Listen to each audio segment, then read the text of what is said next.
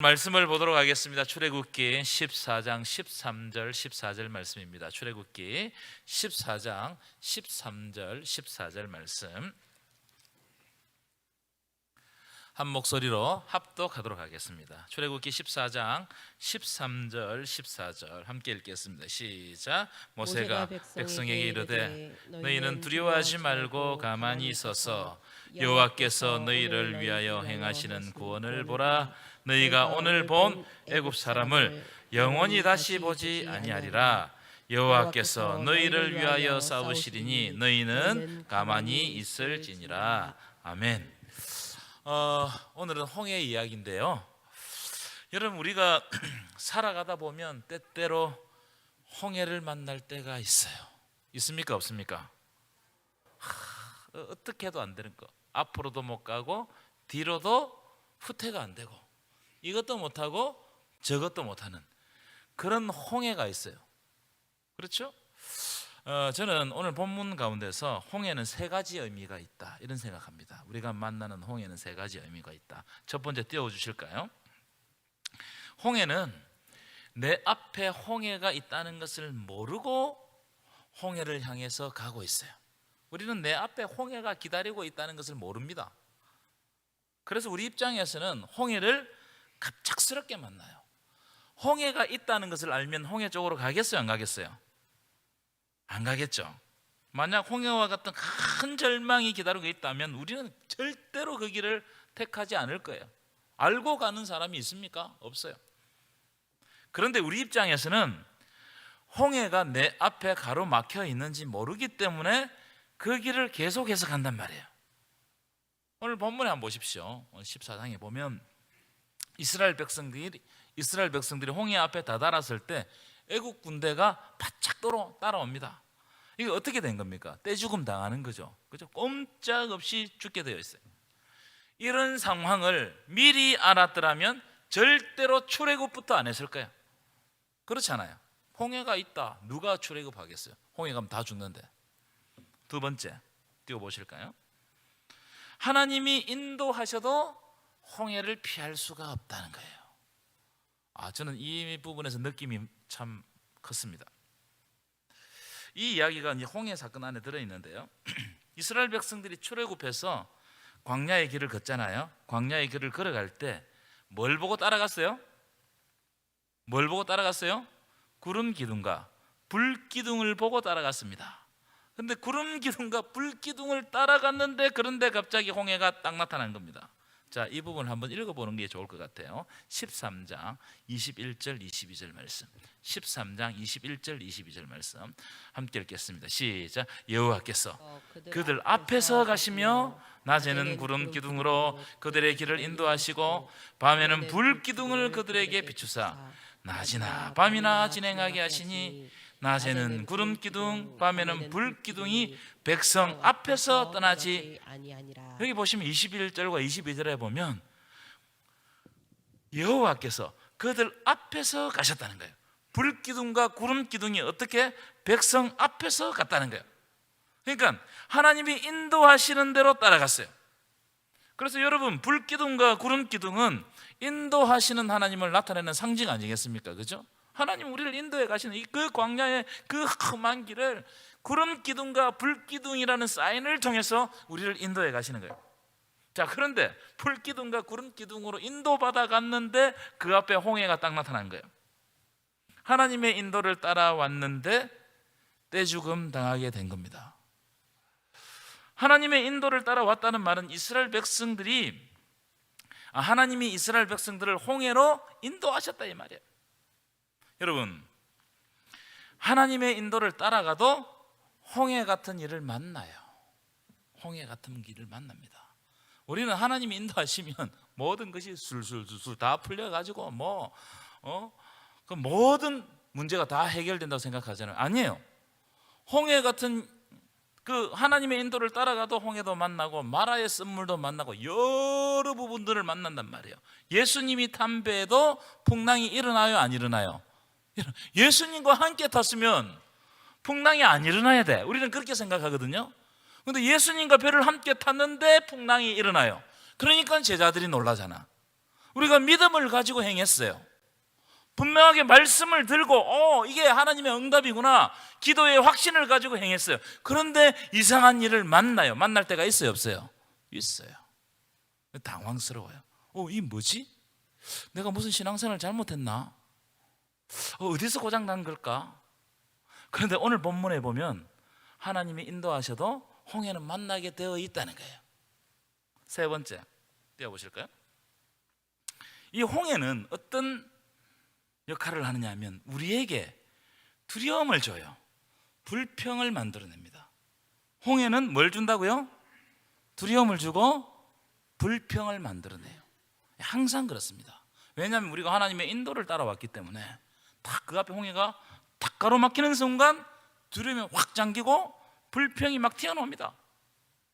자, 출애굽기 14장 10절 보실까요? 14장 10절 한번 읽겠습니다. 시작. 바로가 가까이 올 때에 이스라엘 자손이 눈을 들어 본즉 애굽 사람이 자기들 뒤에 이른지라 이스라엘 자손이 심히 두려워하여 여호와께 부르짖었다. 심히 두려워했습니다. 홍해는 우리를 두렵게 합니다. 왜냐하면 바로의 군대가 쳐들어왔기 때문에. 그러니까 바로의 군대를 한번 쳐다보고 홍해를 한번 쳐다보고 살 길이 있어요, 없어요? 없어요. 이 사면 초가단 말이에요. 벽이 꽉 막혔어. 앞도 뒤도 없어요. 그러니까 두려움에 잠기는 겁니다. 여러분, 우리는 희망이 없으면 두려움에 잠깁니다. 뭐지? 나한테 답이 없으면 두려움에 잠깁니다. 답이 있으면 별로 안 두려워요. 그렇습니까? 안 그렇습니까? 해결책이 있으면 안 두렵습니다. 근데 해결책이 없고 희망이 없으면 자꾸 불안한 거예요. 두려움에 잠기는 거예요. 자다가 잠을 깨는 거예요. 이거 왜 이렇지? 이거 어떻게 해결하지? 자, 11절 11절로 볼까요? 이 두려움이 끝이는 게 아닙니다. 이게 홍해가요. 자, 11절부터 읽겠습니다. 시작. 그들이 또 모세에게 이르되 애굽에 매장지가 없어서 당신이 우리를 이끌어내어 이 광야에서 죽게 하느냐? 어찌하여 당신이 우리를 애굽에서 이끌어내어 우리에게 이같이 하느냐? 12절 시작. 우리가 애굽에서 당신에게 이런 말이 이것이 아니냐? 이러기를 우리를 내버려 두라. 우리가 애굽 사람을 섬길 것이라 하지 아니하더냐? 애굽 사람을 섬기는 것이 광야에서 죽는 것보다 낫겠노라. 여러분, 다 이런 소리가 납니다. 잘 되면 다 자기 탓이에요. 안 되면 누구 탓이에요? 조상 탓이라 그러죠. 우리들의 특징입니다. 이게 여러분, 이 이스라엘 백성들만 그런 게 아니에요. 우리가 위기를 딱 만나잖아요. 다 남 탓합니다. 상대에게 책임을 전가한단 말이에요. 다 전가해요. 자, 방금 읽은 말씀, 자 11절 말씀 한 번 더, 앞에 말씀 한 번 더 보여주십시오. 두 번이나 반복되는 구문이 나와요. 11절 말씀 보면은 당신이 우리를 이끌어내어 이 광야에서 죽게 하느냐, 똑같은 말이죠. 그 다음에 또 나옵니다. 당신이 우리를 애굽에서 이끌어내어 우리에게 이같이 하느냐? 화살이 누구에게 돌아갑니까? 모세에게 다 돌아갑니다. 모세. 여러분, 불평은 항상 이런 식으로 이루어져요. 불평은 나는 괜찮은데 저 사람이 문제단 말이에요. 나는 아무 문제 없어. 근데 저 사람 때문이라는 거예요. 여기서부터 불평이 싹 듭니다. 이건 두려움 때문에 그래요. 두려움 때문에, 불안 때문에 그래요. 왜 우리를 광야에서 죽게 하려느냐? 왜 우리를 이리로 인도하였느냐? 우리가 애굽 땅에서 죽으면 되는데 매장지가 없어서 우리를 이렇게 인도했느냐? 하나님의 자유에 대한 이런 갈망이 다 없어져 버리고 우리가 다시 돌아가서 애굽의 종살이를 하겠다, 이런 이야기를 하는 겁니다. 홍해는요, 불평을 만들어, 절망을 만들어내고 불평을 만들어내고, 이 불평은 또 절망을 만들어내고 확대 재생산합니다.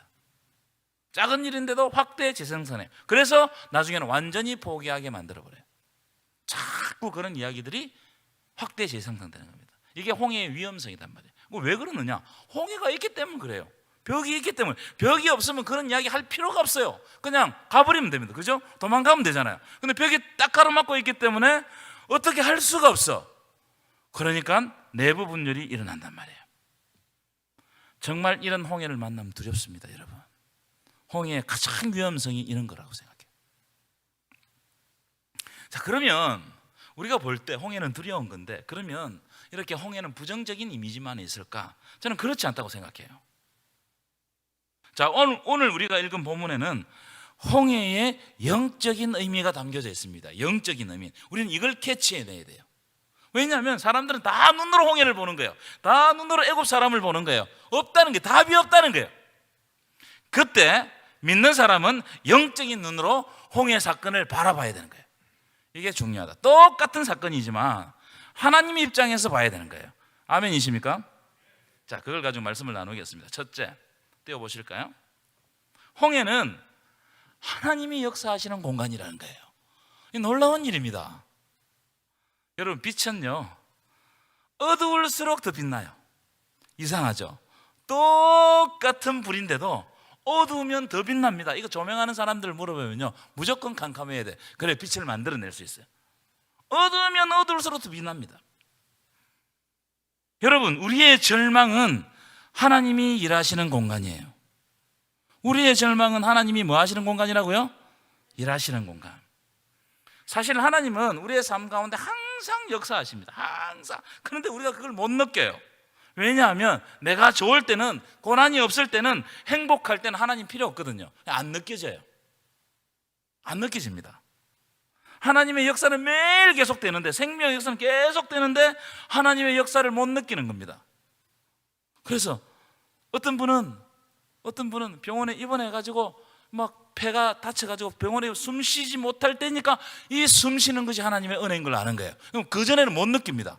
전혀 못 느껴요. 그런데 내 앞에 홍해가 가로막히게 되면 하나님이 작게 역사하셔도 하나님이 나와 함께 하심을 딱 느껴지는 거예요. 희한합니다, 그게. 자, 오늘 보면 13절 14절 보실 거예요. 13절 14절 13절부터 읽겠습니다. 시작. 모세가 백성에게 이르되 너희는 두려워하지 말고 가만히 서서 여호와께서 오늘 너희를 위하여 행하시는 구원을 보라. 너희가 오늘 본 애굽 사람은 영원히 다시 보지 아니하리라. 14절 시작. 여호와께서 너희를 위하여 싸우시리니 너희는 가만히 있을지니라.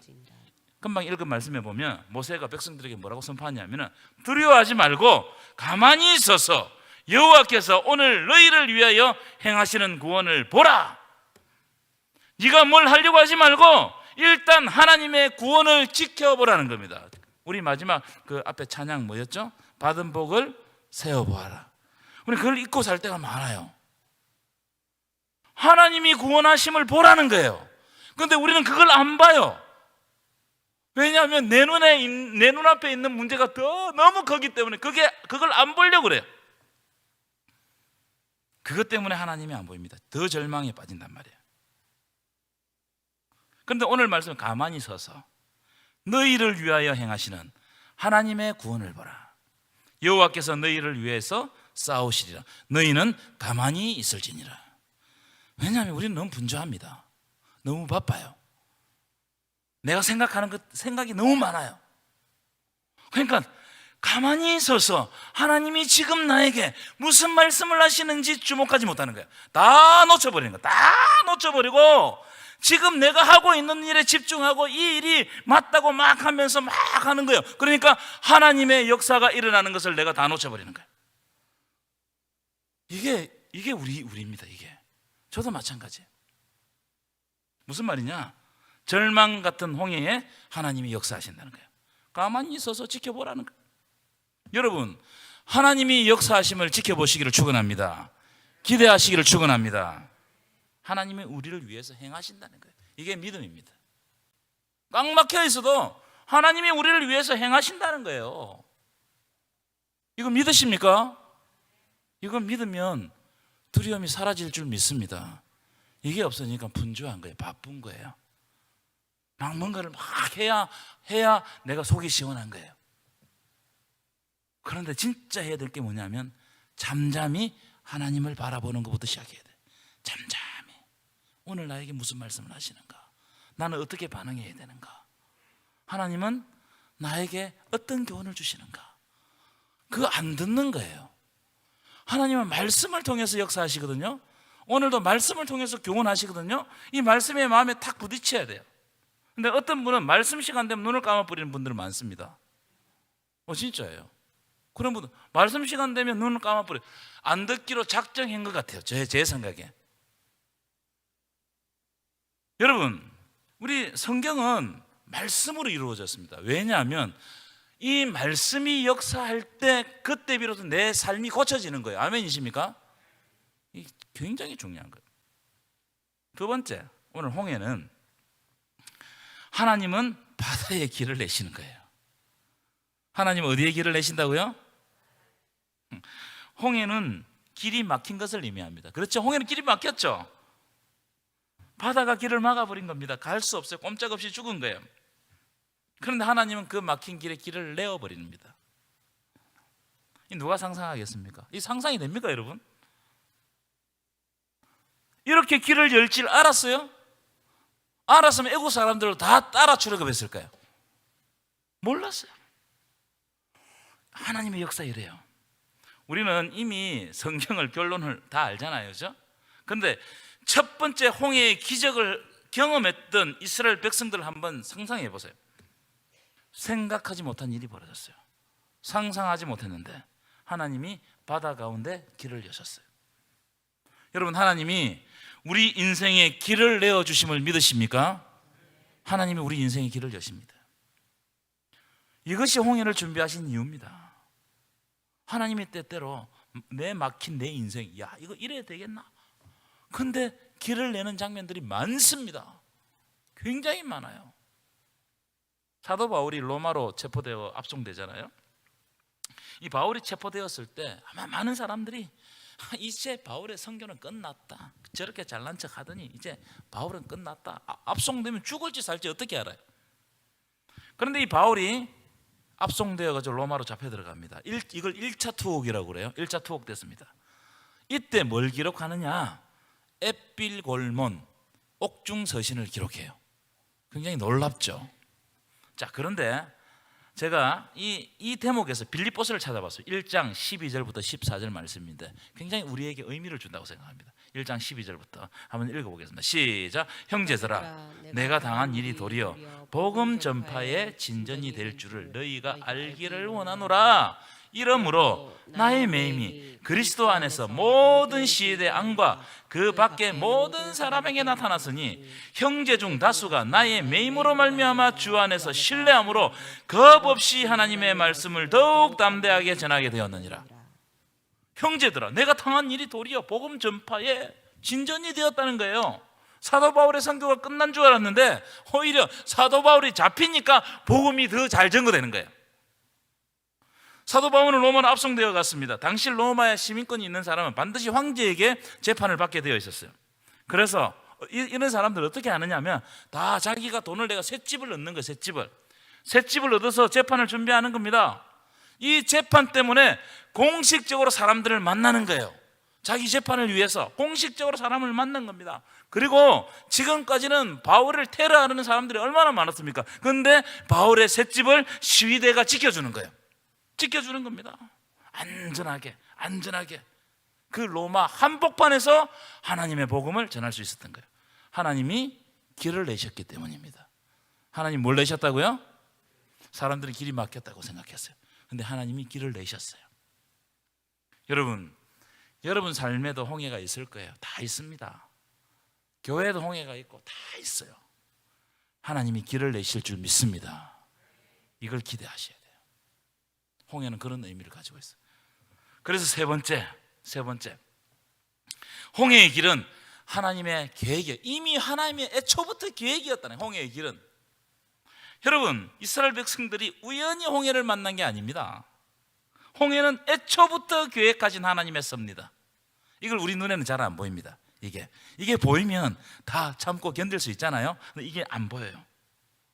이 홍해를 통해서 하나님의 구원하심을 알게 하기 위한 하나님의 계획이라는 거예요. 이게 우리 눈에 보이지 않습니다. 이게 잘 안 보여요. 그래서 홍해 앞에 서면 답답하고 고통스럽습니다. 그리고 홍해를 만나면, 하나님의 역사를 만나면 깜짝 놀라는 겁니다. 여러분, 우리가 때때로 삶을 살아가다 보면 팔을 동동 굴릴 수밖에 없는 그런 상황들을 만날 때가 있어요. 그럴 때가 있습니다. 성경에도 그런 장면들이 많습니다. 그런데 그럴 때 아슬아슬하게 성경에는 구원을 해주시는 거예요. 한번 보세요. 그냥 애초부터 이런 일이 발생 안 하면 되잖아요. 예컨대 예수님이 담배에 풍랑이 일었어요. 저는 이런 생각을 할 때가 많습니다. 아예 풍랑이 없으면 되지. 여러분 그런 생각 해요 안 해요? 해야죠. 아니 하나님이 능력이 많으신데 하나님의 능력으로 이런 풍랑 만나지 않게 하면 되지 않느냐. 그러면 이런 고민도 할 필요도 없고 두려움에 잠길 필요도 없고 불평할 필요도 없지 않느냐. 왜 이런 일을 만나서 하나님 주시냐 이거예요. 그런데 예수님의 담배에 꼭 풍랑이 친단 말이에요. 그런 일이 있단 말이에요. 그래서 어떻게 하느냐, 제자들이 예수를 깨우는 거예요. 풍랑이 안 쳤으면 예수를 깨웠겠어요 안 깨웠겠어요? 안 깨우는 거예요. 그리고 예수님은 언제 일어나시느냐, 예수님이 곤히 주무셔서 언제 일어나시느냐, 배가 뒤집히기 직전에 일어나셔서 바다와 바람을 잔잔하게 합니다. 아니 좀 일찍 일어나가지고 풍랑을 미리 좀 잠잠하게 해놓든지 아니면 처음부터 풍랑이 없게 하든지 이러면 간단한 문제입니다. 뭔가 일을 복잡하게 꼬아가지고 하나님이 구원하시는 것 같다 이런 생각을 할 때가 많아요. 이때는 제가 이해가 안 돼요. 하나님 왜 저러실까? 그런데 여러분 왜 이렇게 하시느냐, 하나님이 정말로 우리를 사랑하시기 때문에 이렇게 하시는 거예요. 왜냐하면 하나님의 구원을 잊지 않게 하시러 우리의 마음에 각인을 딱 시키는 거예요. 이런 하나님의 구원을 한 번씩 경험하잖아요. 그러면 하나님을 절대로 떠날 수가 없습니다. 그 경험이 있는 사람은 자꾸 매일 어떤 어려움 앞에 설 때마다 하나님께서 나를 소환시키는 거예요. 그 현장으로 다시 돌아가게 하는 거예요. 첫 번째, 내가 하나님 앞에서 정말로 구원받았던 그 현장으로 내가 돌아가는 거예요. 어려움 앞에 설 때마다. 그래서 하나님은 드라마를 쓰십니다. 이 과정이 없잖아요. 깨닫지 못합니다. 깨닫지 못하는 거예요. 그래서 여러분 앞에 때때로 홍해가 탁 서는 순간 하나님께서 여러분들을 구원해 주셨던 첫 번째 장면으로 돌아가십시오. 분명 은혜가 있습니다. 그리고 그 길 이후에 하나님의 불기둥과 구름기둥은 계속해서 역사하셨어요. 단지 우리가 바빠서 우리 눈에 안 보일 뿐, 하나님은 우리가 하나님을 온전히 바라보지 못해도 하나님은 끝까지 우리를 인도해 가셨어요. 아멘이십니까? 이게 홍해의 의미라는 거예요. 이미 애초부터 하나님은 홍해의 길로 우리를 가려고 하나님 계획하고 계신다는 거예요. 여러분 홍해가 있습니다. 없는 게 아닙니다. 그러나 홍해가 다가 아니에요. 홍해가 가로막힐지라도 하나님은 홍해의 길을 열어버리십니다. 이런 은혜가 여러분 삶에 넘쳐나기를 충만히 넘쳐나기를 축원합니다. 그래서 기도하실 때 하나님 홍해가 가로막히더라도 흔들리지 않게 하시고 불평하지 않게 하시고 두려움에 빠지지 않게 하여 주옵소서. 가만히 있어서 하나님의 하시는 말씀, 하나님의 구원을 바라보게 하여 주시옵소서. 믿으십니까? 찬양하겠습니다.